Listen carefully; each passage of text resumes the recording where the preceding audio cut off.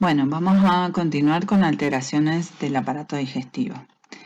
En la fisiopatología del aparato digestivo vamos a tener alteraciones fisiopatológicas fundamentales. Estas son las motoras, las secretorias y de la absorción, las sensitivas, las mixtas y de la masticación, de la deglución y de la secreción salival.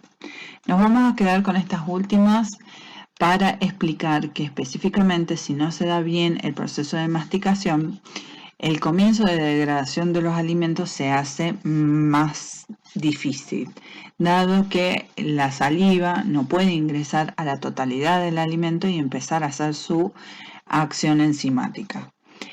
De esta forma, el bolo alimenticio también se formará no adecuadamente, lo cual producirá una deglución complicada. Las alteraciones motoras que pueden llegar a existir incluyen modificaciones en el tono, que específicamente van a estar dados en una de las capas que tiene el tubo digestivo, que es la muscular lísea. En este caso se pueden dar ya sea hipertonía o hipotonía, haciendo ya sea mucho más lento el tránsito o más trabado. Estas alteraciones se llaman alteraciones de la peristalsis.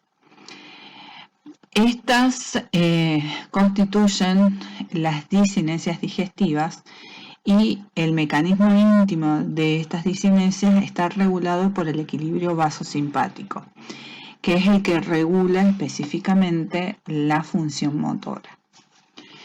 Vamos a tener también alteraciones secretorias y de la absorción. Esto está dado por todas las glándulas que existen anexas al aparato digestivo, como las salivales, las del hígado y el páncreas, que actúan además de toda la producción que produce de por sí la capa epitelial del tejido o tubo digestivo.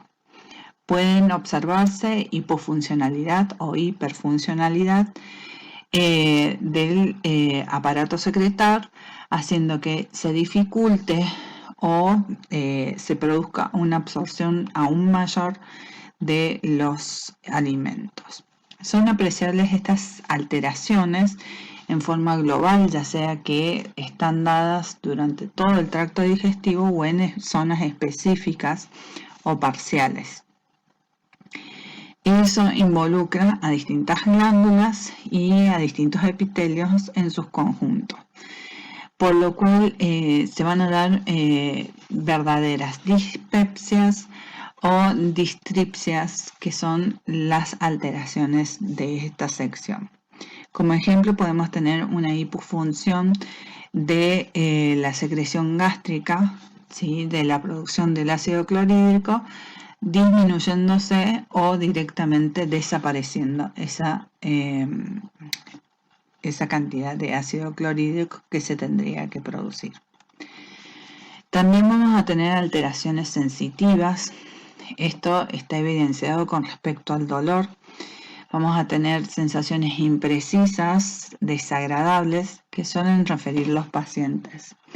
Específicamente, las que más comúnmente se dan es en la zona del epigastrio, aunque pueden existir en las zonas anexas también dolores que no sean epigástricos. También pueden existir otro tipo de dolores que son las neurosis sensitivas. Como ejemplo de estas alteraciones tenemos el dolor epigastrio por úlcera duodenal, irradiado hacia el hipocondrio derecho. Tenemos las colecistopatías y el dolor abdominal epigástrico en la zona de la fosa ilíaca izquierda puede estar relacionado con cáncer de colon, que eso es lo más infrecuente, o si no, también por perturbaciones del ritmo peristáltico para poder eliminar las heces. Existirán también lo que se llaman las alteraciones mixtas. Estas alteraciones pueden ser motoras, secretoras y sensitivas, y todas se conjugan en un mismo proceso.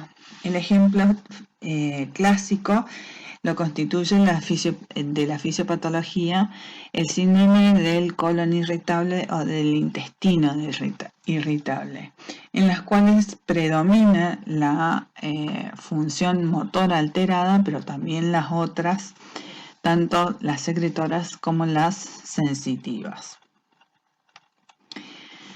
¿Qué hay que tener en cuenta en la historia clínica? En primer caso, como siempre, la anamnesis, hacer un buen cuestionario y ver si el paciente refiere una anamnesis típica en las cuales resalta todos los puntos de la patología que está sufriendo y se puede ver con exactitud qué es lo que está teniendo, y si no una típica en la cual podemos rescatar algunos puntos, pero lo vamos a tener que seguir analizando, profundizando y acompañándolo con un buen examen físico.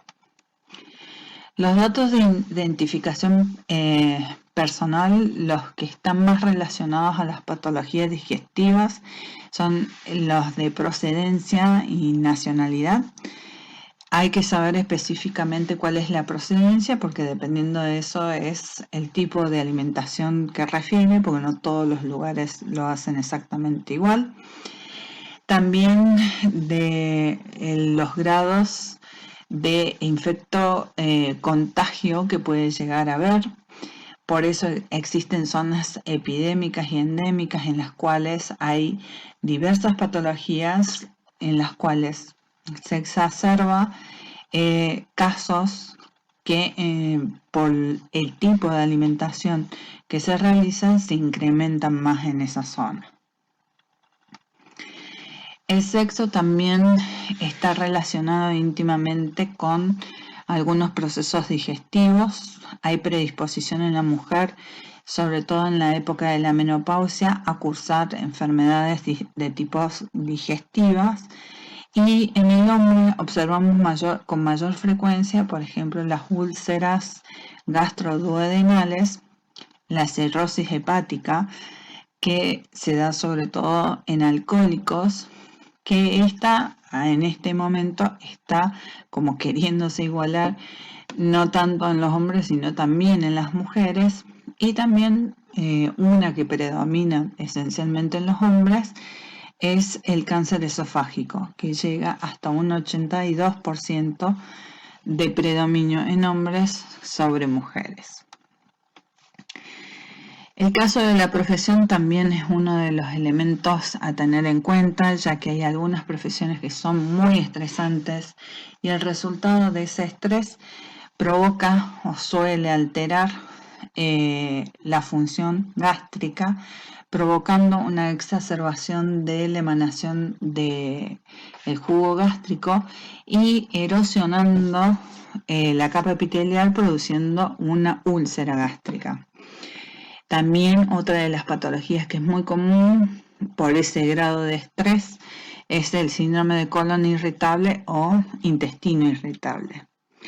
También las profesiones sedentarias predisponen a la constipación crónica y a afecciones hepatobiliares, y el exceso de horas de trabajo y el agotamiento físico también predisponen a disfunciones dentro del aparato digestivo.